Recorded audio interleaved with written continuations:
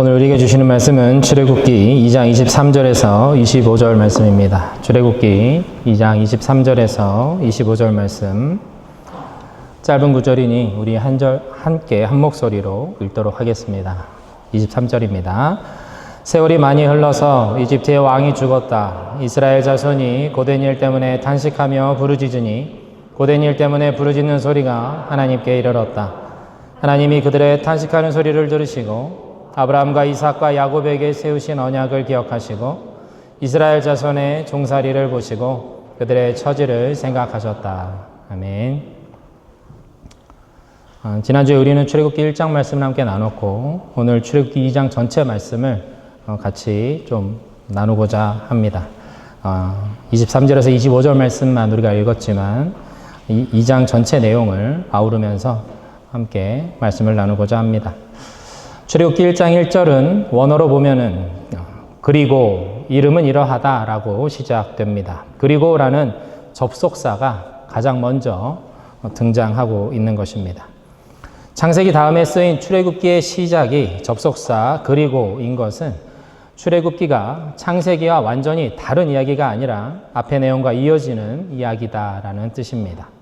출애굽기는 창세기의 족장 시대를 지나서 이스라엘이라고 하는 민족 그리고 더 나아가서 이스라엘이라는 나라가 형성되는 과정을 보여줍니다.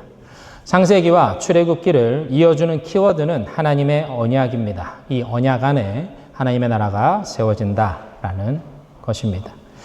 하나님의 언약을 받은 아브라함 그리고 그의 손자인 야곱을 통해서 이스라엘의 12지파가 시작되고 점차 성장해 나가는데 그 배경이 이집트입니다. 하나님의 언약이 본격적으로 시작되는 곳이 이방신을 섬기는 땅, 가장 강력한 군대를 가진 땅, 바로 이집트였다는 것입니다. 넓은 땅에 먹을 것이 풍족하고 가장 강력한 국가였던 이집트였습니다.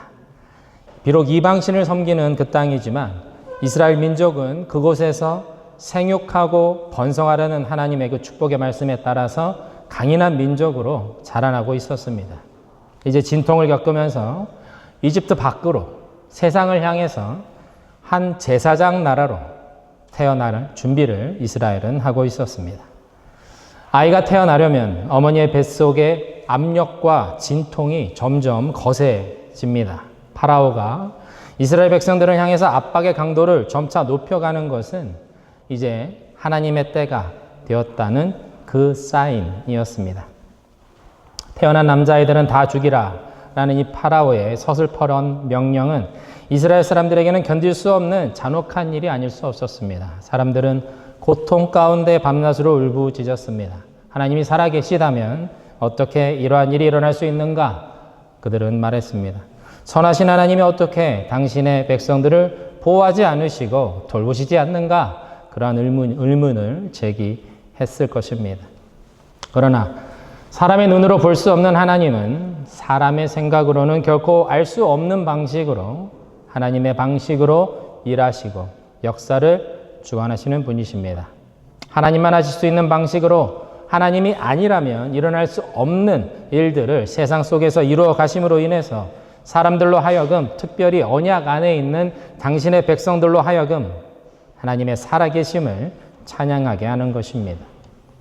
하나님의 언약 안에 있는 자들, 믿음으로 자신의 자리를 지키면서 버텨내면서 하나님의 일하심을 끝까지 기다리는 그 히브리 산파들과 같은 사람들에게 보여주시는 하나님의 언약과 계시가 있다라는 것. 그것을 우리는 이 말씀을 통해서, 출애굽기 말씀을 통해서 함께 확인하게 되는 것이죠. 이러한 언약과 계시가 이 시대를 살아가는 우리 가운데서도 계속해서 확증되기를 주님의 이름으로 축원드립니다. 믿음을 지키는 것이 결코 의미 없는 일이 아니라는 것을 하나님으로부터 오는 우리 일상의 삶 가운데 다양한 확증들로 인해서 그 언약이 완성되고 있다는 것을 우리가 알므로 인해서 우리 가운데 나타나고 또 증거되기를 주님의 이름으로 축원드립니다. 모세의 탄생은 가장 두렵고 어두운 시간에 일어났습니다. 모세가 태어났는데 그 용모가 뛰어나서 부모님들이 석 달 동안 몰래 감추어서 길렀다라고 합니다. 하지만 아이가 자라면서 울음소리가 점점 커지면서 그 아이를 숨겨서 기를 수 없는 상황이 되었습니다. 모세의 어머니 요게벳은 갈대 상자를 만듭니다. 그리고 아기를 그곳에 넣었습니다. 차마 자기 손으로 이 아기를 나일강에 떠내려 보내지는 못하고 딸에게 부탁을 합니다. 출애굽기 2장 4절에서 8절 말씀을 제가 읽겠습니다. 그 아이의 누이가 멀찍이 서서 아이가 어떻게 되는지를 지켜보고 있었다. 마침 바로의 딸이 목욕을 하려고 강으로 내려왔다. 시녀들이 강가를 거닐고 있을 때에 공주가 갈대 숲속에 있는 상자를 보고 시녀 한 명을 보내서 그것을 가져오게 하였다. 열어보니 거기에 남자아이가 울고 있었다. 공주가 그 아이를 불쌍히 여기면서 말하였다. 이 아이는 틀림없이 히브리 사람의 아이로구나. 그때에 그 아이의 누이가 나서서 바로의 딸에게 말하였다. 제가 가서 히브리 여인 가운데에서 아기에게 젖을 먹일 유모를 데려다 드릴까요? 바로의 딸이 대답하였다. 그래, 어서 데려오너라. 그 소녀가 가서 그 아이의 어머니를 불러왔다. 출애굽기에서 가장 드라마틱한 장면 중에 하나입니다. 갈대 상자를 나일 강변에 놓아준 그때에 파라오의 딸이 목욕을 하기 위해 강가로 걸어 나옵니다. 그리고 공주가 직접 그 갈대 상자를 보게 되었습니다. 그리고 시녀를 시켜서 그 갈대 상자를 자신에게 가져오게 합니다. 그때 이것을 지켜보던 모세의 누이가 나섭니다. 히브리 여인 가운데 젖을 먹일 유모를 찾아오겠습니다. 그렇게 이야기합니다. 파라오의 딸이 허락하고 자기 어머니를 모시고 옵니다. 결국 모세는 공주가 주는 돈을 받으면서 자신의 어머니의 손에 의해 키워지게 되는 것이죠. 하나님의 세밀한 계획하심이 없이는 일어날 수 없는 일입니다. 히브리 남자아이들은 모두 다 죽이라는 파라오의 명령을 피해갈 수 있는 방법은 이집트를 떠나거나 이집트 공주의 양아들이 되는 것, 그것 외에는 다른 방법이 없었습니다. 하나님의 간섭하심입니다. 역사를 이끌어가는 방식, 하나님께서 역사를 이끌어가는 방식이 그러합니다. 사람으로서는 계획할 수 없고 기대할 수 없는 방식으로 하나님은 그 역사를 이루어 가시는 분이기 때문에 그렇습니다.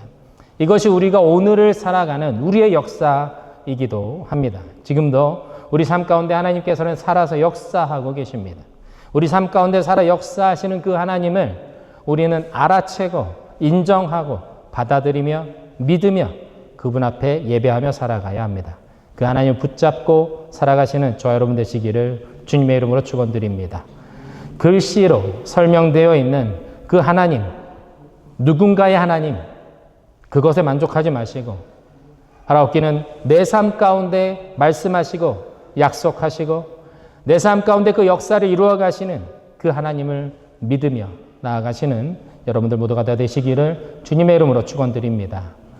모세를 나일강에 띄어보내기 위해서 만들었던 갈대 상자는 히브리어로는 테바라고 합니다. 이 테바라는 단어는 성경에서 딱 2번 등장하게 됩니다. 한 번은 이 본문에서이고 또 한 번은 노아가 만든 방주를 뜻한다고 합니다. 노아의 방주와 모세의 갈대 상자에는 한 가지 공통점이 있습니다. 그것은 인간이 방향을 정할 수 없다라는 것입니다. 대부분의 모든 배에는 돛, 키, 배를 나아가게 하는 노와 같은 그런 장치들이 있습니다. 하지만 이 테바에는 아무것도 없습니다. 사람의 간섭이 물리적으로 차단되어 있는 구조라는 것이죠. 오직 하나님께 자신의 운명을 오롯이 맡겨드리는 배가 바로 테바인 것입니다. 하나님께 온전히 맡겨드리는 것이 우리가 하나님의 역사에 참여하는 방법이라는 것입니다. 이제 3개월 된 아기를 갈대 상자에 담는 어머니의 심정, 그것을 우리가 어떻게 알겠습니까? 자신이 나일강에 뛰어드는 것보다 더 처참하고 괴로운 심정이 아니겠습니까? 그러나 그렇게 맡겨드리는 것입니다. 눈물이 나지만 떨리는 두 손으로 온전히 주님 앞에 내어놓는 것이죠. 연평한 작곡가가 만든 요게벳의 노래라는 그 노래가 있습니다. 그 가사가 이때 어머니 요게벳의 심정을 아주 잘 담아내고 있습니다. 작은 갈대 상자, 물이 새지 않도록 역청과 나무진을 칠하네. 어떤 마음이었을까? 그녀의 두 눈엔 눈물이 흐르고 흘러 동그란 눈으로 엄마를 보고 있는 아이와 입을 맞추고 상자를 덮고 강가에 띄우며 간절히 기도했겠지. 정처 없이 강물에 흔들흔들 흘러내려가는 그 상자를 보며 눈을 감아도 보이는 아이와 눈을 맞추며 주저앉아 눈물을 흘렸겠지. 너의 삶의 참 주인, 너의 참 부모이신 하나님, 그 손에 너의 삶을 맡긴다. 너의 삶의 참 주인, 너를 이끄시는 주 하나님, 그 손에 너의 삶을 드린다. 하나님의 손에 아이를 맡겨드리는 어머니의 눈물 어린 이 기도는 아들인 모세의 인생이 주님의 손에 온전히 내어드려지는 기도입니다. 하나님의 손에 온전히 맡겨드리는 어머니의 이 기도 덕분에 모세는 마침 목욕하러 나온 이집트 공주의 눈에 띄게 되는 것입니다. 파라오 앞에서 히브리 산파가 그렇게 자신의 모든 것을 다 걸고 주님의 뜻에 순종하였듯이 요게벳 역시 하나님의 손에 가장 소중한 자신의 자녀를 내어 드릴 때에 이스라엘을 구원해내는 모세가 그 가운데 태어나고 자라고 서게 되는 것이죠. 재미있는 것은 자기 손으로 떠나보낸 그 아들을 다시 안고 젖을 먹여 키우게 되는 기대하지 않았던 은혜 또한 누리게 되었다라는 점입니다. 사랑하는 성도 여러분, 우리의 인생은 주님의 손에 맡겨져야 합니다. 우리 자녀들의 인생 역시도 하나님의 손에 온전히 드려져야 합니다.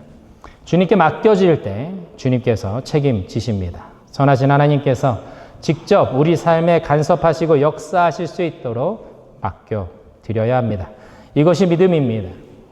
주님께 나의 모든 문제들을 맡겨드리는 것, 그것도 중요합니다. 하지만 거기에서 넘어서서 그것을 넘어서서 내 인생의 전부를, 내 인생의 전 존재를 주님께 맡겨드리는 참된 믿음의 자녀들이 되실 수 있기를 주님의 이름으로 축원드립니다. 그러므로 하나님의 역사에 참여하는 인생이 되시기를 바랍니다. 세상에 많은 사람들이 나름대로 삶의 의미를 찾으면서 그 의미들을 쫓아가면서 그렇게 각자의 삶을 살아갑니다. 하나님을 모르지만 선하게 살아가는 많은 사람들이 분명히 있습니다. 그러나 그리스도인이라면 사람들이 박수 쳐주는 무엇인가를 찾으려 하기보다는 주님이 바라보시고 나에게 맡겨주시는 그것을 찾아가는 삶, 주님의 뜻에 나의 뜻을 맞추며 순종하며 그 사명을 향해 나아가는 것을 추구하며 그렇게 이 한 생을 살아가야 합니다. 세상 사람들과는 좀 구별되고 다른 모습으로 이 세상을 살아야 한다는 것이죠. 주님께 나의 전부를 맡겨드릴 때에 하나님께서 이끄시는 손길을 경험하게 됩니다. 그때 비로소 찾게 되는 것이 주님이 나를 통해서 기뻐하시는 일입니다. 나에게 기대하시는 주님의 일들이 그 가운데 발견되게 된다는 것입니다.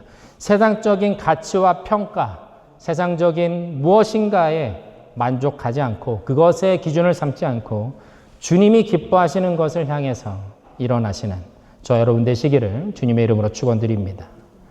모세의 인생은 보통 40년 단위로 봅니다. 처음 태어나서 40세까지 이집트 왕자로 살고 그 후에 광야에서 40년, 그리고 80세에 하나님의 부르심을 받고 출애굽을 이끄는 40년 이렇게 됩니다. 이집트 왕자로 살았던 젊은 모세, 그는 정체성의 혼란을 느끼게 됩니다. 독일에서 태어나서 자란 청년들은 내가 한국 사람인지 독일 사람인지 가끔씩 정체성의 혼란을 느꼈을 때가 자라면서 한 번쯤은 있었을 것입니다. 모세도 그랬다라는 것이죠. 히브리 사람인데 이집트 왕족으로 살아가는 것, 점점 자신이 히브리 사람이라는 것을 깨닫게 되면서 이집트 사람들이 히브리 사람들을 오랜 시간 억압하고 핍박하고 있다는 그 사실들을 볼수록 그는 괴로워지기 시작합니다. 어느 날 모세는 이집트 사람에게 매맞는 동족을 구원하기 위해서 이집트 사람을 공격해서 죽이고 맙니다. 이 일로 모세는 광야로 도망가게 되고 미디안 땅에서 이름 없는 한 사람으로 양을 치며 살아가게 됩니다. 그렇게 시간은 또 한 번 계속 흐릅니다. 그리고 이집트 땅에 변화가 일어나게 됩니다. 23절 말씀입니다. 함께 읽겠습니다. 시작. 세월이 많이 흘러서 이집트의 왕이 죽었다. 이스라엘 자손이 고된 일 때문에 탄식하며 부르짖으니 고된 일 때문에 부르짖는 소리가 하나님께 이르렀다. 이집트의 왕이 죽었습니다. 왕이 죽었다라는 것은 이제 앞으로 이집트가 어떻게 변할지 아무도 모른다라는 뜻이죠.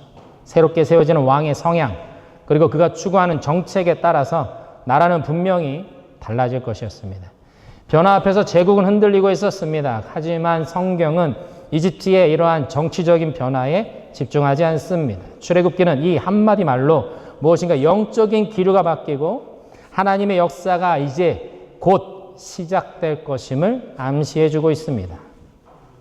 실제로 출애굽기는 이집트의 왕이 바뀌었다라거나 1장에서 말한 것처럼 새로운 왕이 일어났다라고 표현하지 않습니다. 이집트의 왕이 죽었다라고 쓰고 있습니다. 이것은 모세를 죽이려고 했던 이집트의 왕이 죽었기 때문에 이제 모세가 다시 이집트로 되돌아갈 수 있는 새로운 환경이 만들어졌다는 것을 뜻함과 동시에 하나님께서 이제 모세를 부르시고 그로 하여금 고통 가운데 있는 이스라엘 민족을 구원하실 때가 마침내 이르렀다라는 뜻이 됩니다. 그렇습니다. 드디어 하나님의 때가 그 카이로스의 시간이 된 것이죠. 그렇지만 아직 이스라엘 민족의 고통은 끝나지 않았습니다. 그들의 탄식과 부르짖음, 그것은 계속해서 하나님께 이르렀습니다. 개역개정에서는 이 부분을 하나님께 그들의 고통이, 부르짖음이 상달되었다라고 번역합니다. 현대인의 성경에서는 이들의 부르짖음이 하늘에 사무쳤다라고 그렇게 번역합니다. 이스라엘 백성들의 탄식과 부르짖음이 하나님께 이르렀다라는 것은 마치 번제물의 연기가 피어서 올라가 하늘로 이렇게 계속해서 올라가듯이 그 부르짖는 소리가 하늘을 향해서 올라가서 마침내 하나님이 계시는 그곳까지 도달했다라는 의미입니다. 부르짖는 소리, 단순한 신음소리나 탄식 소리가 아니라 하나님의 도우심을 구하는 소리입니다. 그 누구의 도움도 기대할 수 없는 절망적인 때에 하나님을 찾는 소리죠. 이 간절한 소리를 우리는 기도라고 부릅니다. 요한계시록 5장 8절 말씀인데요. 제가 읽겠습니다. 그가 그 두루마리를 받아들었을 때에 네 생물과 24장로가 각각 검은 고와 향이 가득히 담긴 금 대접을 가지고 어린 양 앞에 엎드렸습니다. 그 향은 곧 성도들의 기도입니다. 사도 요한이 한 환상을 보게 됩니다. 어린 양이신 예수 그리스도께서 하나님 보좌 우편에 앉으시고 누구도 열지 못하는 두루마리를 들고 계셨습니다. 보좌라는 것은 왕이 앉는 의자를 뜻합니다.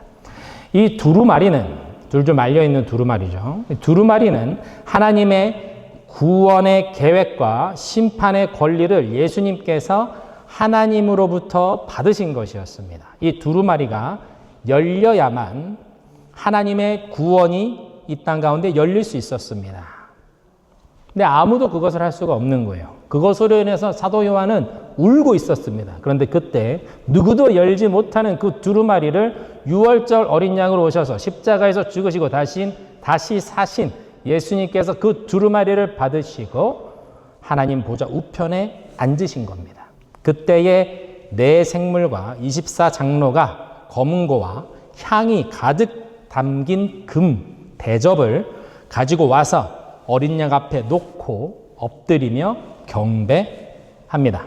이 환상을 보는 중에 사도 요한은 그 금 대접 안에 들어있는 향이 성도들의 기도였다라는 것을 본능적으로, 영적으로, 직감적으로 알게 됩니다.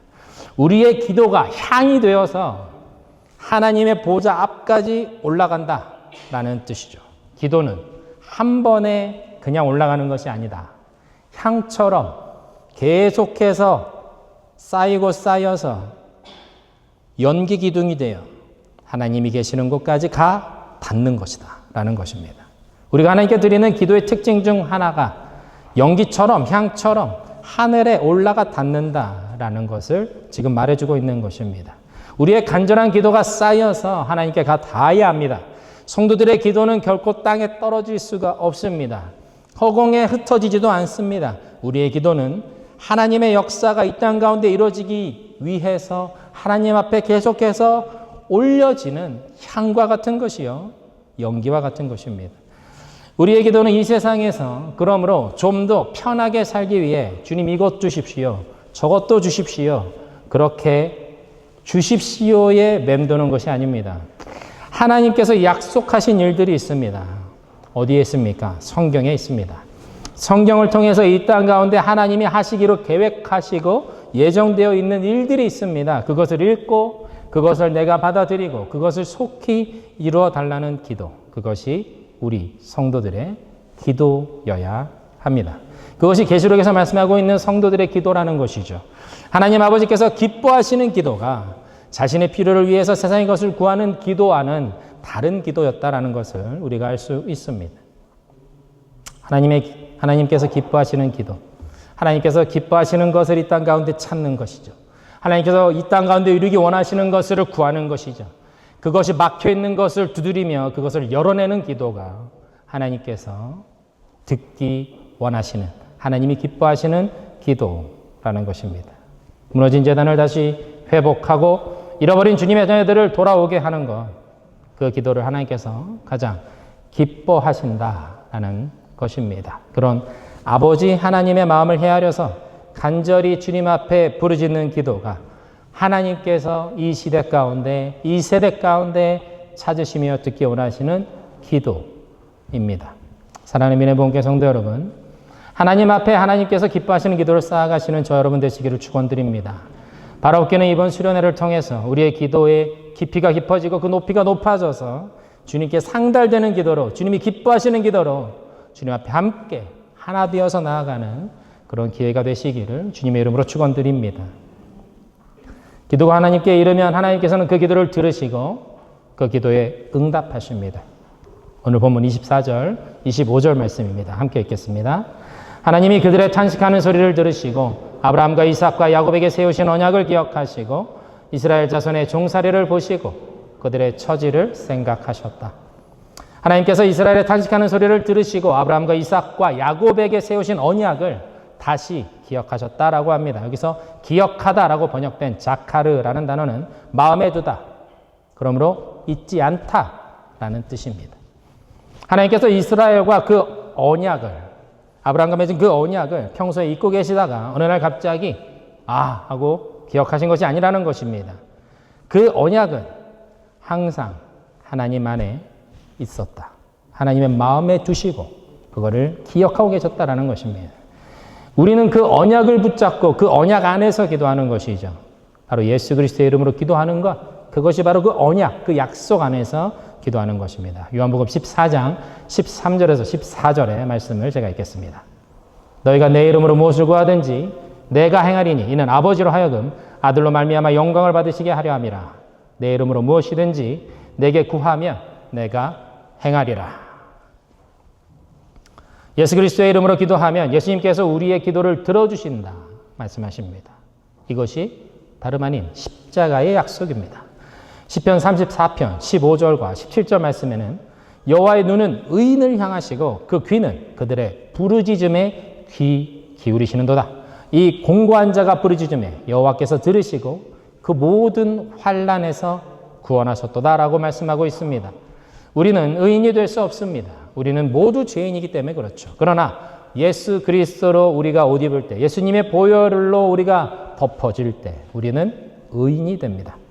그 이름으로 기도할 때, 예수 이름으로 기도할 때 우리의 기도는 하나님께서 응답하시고 들으시는 의인들의 기도가 되는 것입니다. 우리가 어떠한 상황에 있든지 기도하면 하나님께서는 우리의 기도를 들어주시는 분이라고 말씀하고 있습니다. 오늘 본문 말씀에서도 이스라엘의 부르짖음을 들으신 그 하나님께서 언약을 기억하고 계셨으므로 그 결과 그들을 돌보시기 시작했다라고 되어 있습니다. 다른 말로 하면 하나님께서 이제 이스라엘을 이집트에서 건져내시겠다라는 뜻입니다. 그들로 하나님의 백성 거룩한 나라, 멸망을 대표하는 제사장 나라로 이제는 그들을 세우시기 위해서 가나안 땅을 향해서 그들을 이끌고 나아가시겠다라는 뜻이 되는 것이죠. 이스라엘 백성들의 어려움은 즉각적으로 끝나지 않았습니다. 하나님이 이렇게 계획하시고 움직이시고 기도를 들으심에도 불구하고 즉각적으로 무엇인가가 변화가 일어나지 않았습니다. 우리가 기도할 때도 그렇습니다. 우리가 기도하고 아무리 부르짖어도 즉각적인 변화, 즉각적인 문제 해결, 우리 삶 가운데 일어나지 않을 때가 있습니다. 아무것도 바뀌지 않는 것 같이 느껴져서 기도하는 것이 너무나도 괴롭고 어려울 때가 분명히 있습니다. 그러나 사랑하는 여러분, 하나님은 그 기도를 들으시는 분이라는 것을 믿으시기를 축원드립니다. 우리의 기도를 들으신 하나님께서 이미 일하고 계십니다. 우리의 기도를 들으신 하나님께서는 당신의 역사를 벌써 만들어 가고 계시기 때문에 그렇습니다. 이미 변화는 이 땅이 아닌 하나님으로부터, 그 하늘로부터 그 변화는 시작되고 있는 것입니다. 그것이 하나님의 역사의 이끄심의 방식입니다. 이스라엘의 구원은 하나님께서 이미 아브라함과 맺으신 언약에 다 담겨 있었습니다. 창세기 15장 13절에서 14절 말씀을 제가 읽습니다. 주님께서 아브라함에게 말씀하셨다. 너는 똑똑히 알고 있어라.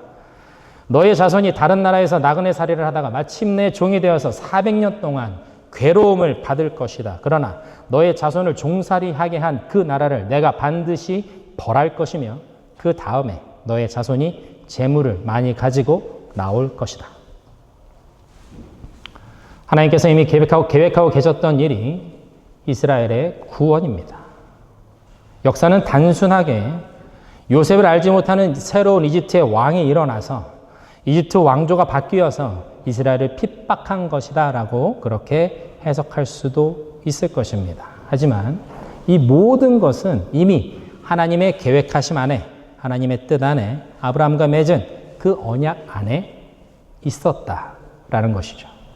고난도 있지만 구원도 심판도 예비되어 있습니다. 고난만 있는 것이 아니라 그 고난으로부터의 건져짐도 예비되어 있다라는 것입니다. 우리의 선하신 하나님, 하나님은 선하십니다. 우리를 그냥 그 고난 가운데 내던져 그냥 두시는 분이 결코 아니십니다. 그 고난 가운데 구원이 담겨 있습니다. 그것이 하나님의 계획이고 그것이 하나님의 선하심이 나타나는 우리가 살아가는 인류가 겪은, 인류가 적어낸 그 역사입니다. 이해되지 않는 이 세상, 전쟁과 가난과 아픔과 거짓이 끊이지 않는 이 세상 속에서 분명한 하나님의 뜻, 그것은 정해져 있습니다. 그것은 결코 굽어지지 않습니다. 그 뜻 안에, 그 약속 안에 든든히 서 계시는 저 여러분 되시기를 주님의 이름으로 축원드립니다. 흔들리지 마십시오. 끝까지 하나님의 뜻을 구하며 기도로 시대를 분별하시고 여러분 각자를 향한 하나님의 사명을 붙잡으시고 그 길을 걸어가시기를 축원드립니다. 여러분 모두 그러한 길에서 하나님의 승리하심을 외치며 찬양하게 되실 것을 주님의 이름으로 축원드립니다. 이 시간 함께 찬양하며 기도하겠습니다.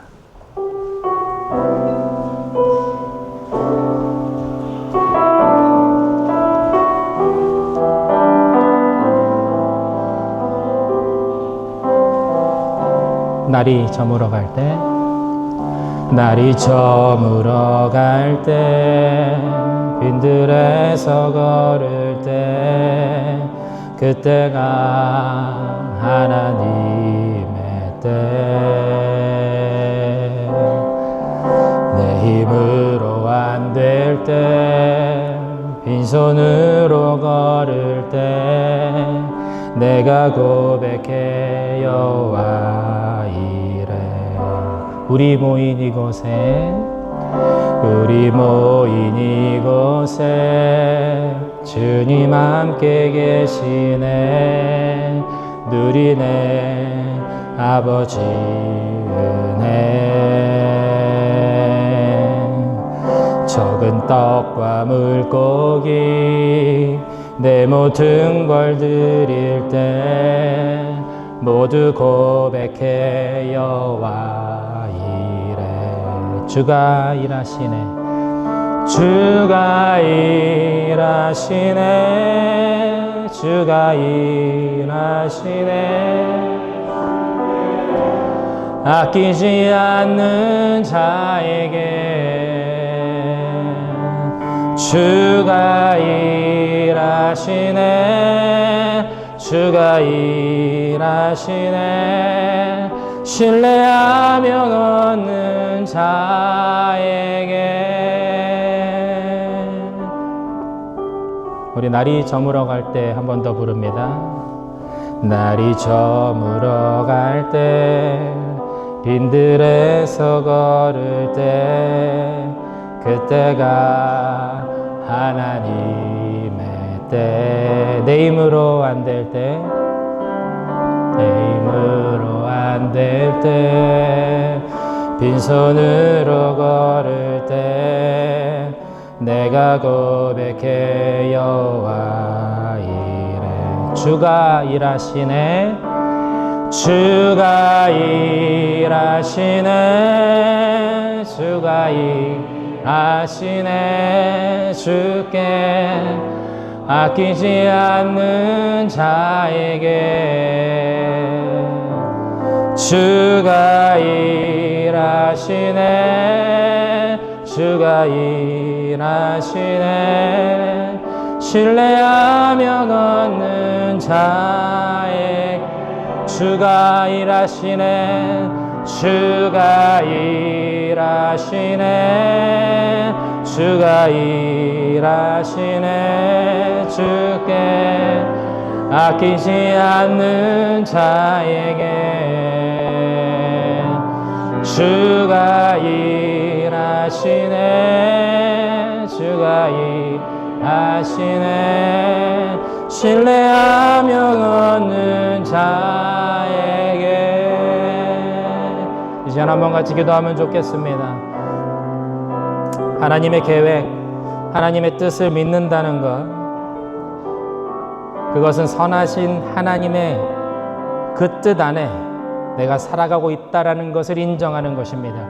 내 삶이 얼마나 초라하고, 내가 얼마나 힘들고, 내가 얼마나 괴롭고, 내가 얼마나 자존심 상하든 상관없이 하나님은 선하시다라고 고백하는 것입니다. 그것이 신앙이고 그것이 믿음입니다. 그 믿음을 타고 주님이 오셔서 우리 가운데 일하시고 역사하십니다. 주님을 인정하는 여러분 되기를 축원합니다. 내 기도가, 나의 삶의 목표가 주님의 뜻에 맞춰지게 하여 주십시오. 주님, 내 기도가 이 땅에 묶여 있지는 않습니까? 내 믿음이 하나님, 주님이 바라보시는 그곳까지 가 닿지 못하고 있지는 않습니까? 하나님, 내 눈을 열어주십시오. 내 마음을 열어주십시오. 에스겔처럼 나를 붙잡아 하나님의 선하신 뜻 가운데 나를 던져놔 주십시오. 내가 그곳에서 주님의 영광을 보며 예배하며 기도하며 버텨내겠나이다. 그것이 나의 삶에 되게 하여 주시옵소서. 그곳에서 주님의 영광을 나타내는 우리들이 되게 하여 주시옵소서. 우리 주님의 이름 한번 부르며 한번 같이 기도하며 나가겠습니다. 주여, 주님, 말씀을 붙잡으며 나아갑니다. 말씀을 붙잡으며 나아갑니다. 나에게 주신 그 말씀을, 그 한마디 말씀을 내가 붙잡으며 나아갑니다. 내 삶이 얼마나 어렵든지, 내 상황이 얼마나 괴롭든지 간에 내가 주님을 더 바라보기를 원합니다. 내 삶이 얼마나 초라하고 연약한지, 주님, 사람들이 무엇을 말하든지 어떻게 평가하든지 내가 주님을 더 오롯이 바라보며 주님의 선하심을 찬양하겠습니다. 태바에 나를 담겠습니다. 태바에 내 자녀를 담겠습니다. 태바에 담아서 주님 앞에 내어놓겠습니다. 주님, 나의 삶을 받아서 주님의 선하신 일을 이루어 주십시오. 주님의 당신의 그 선하신 뜻을 이루어 주십시오. 주님의 그 영광의 통로로 쓰임받게 하여 주시옵소서.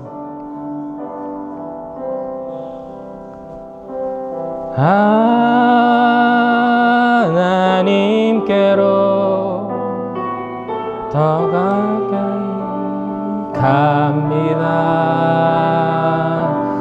고통 가운데 계신 주님, 변함없는 되신 사랑 영원히 주님만을 섬기 하나님께로 더 가까이 하나님께로 더 가까이 갑니다. 고통 가운데 계신 주님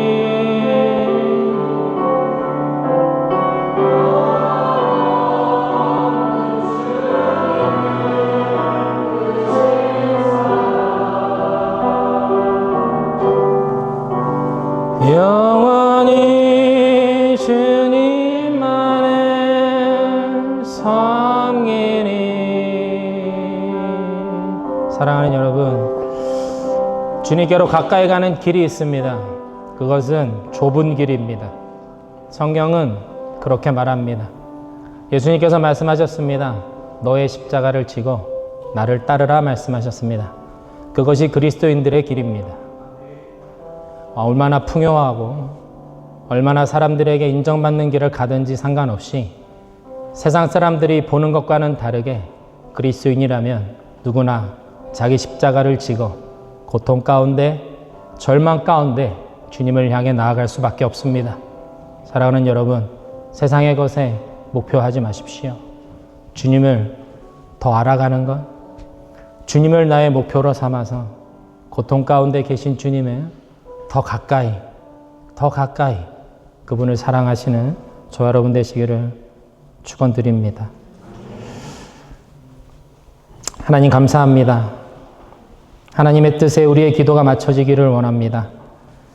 말씀을 이루시고 이 땅 가운데 오신 하나님의 아들 예수 그리스도를 믿는 믿음, 그 믿음 하나로 살아가며 버텨내며 다시 오실 주님을 기다리며 영원한 하나님 나라를 이 땅 가운데 구하며 살아내는 우리 모두가 되게 하여 주시옵소서. 영적으로 깨어서 세상을 이기는 주님의 자녀들 우리 모두가 되게 하여 주시옵소서. 감사드리며 예수님의 이름으로 기도드립니다. 아멘.